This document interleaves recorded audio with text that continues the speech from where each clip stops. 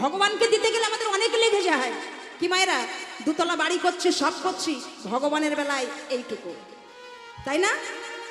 ভগবানের বেলায় এইটুকু, মানে ঠাকুর ঘরের থালাটা কোম্পানি এর চেয়ে ছোট থালা তৈরি করেনি, করেছে?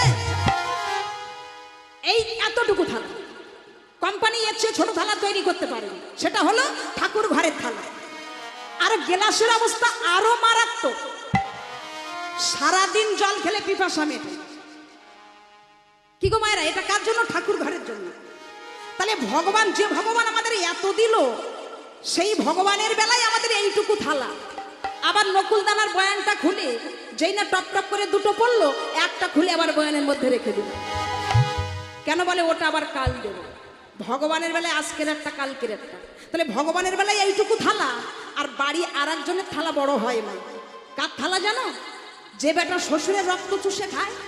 কে বলো তো?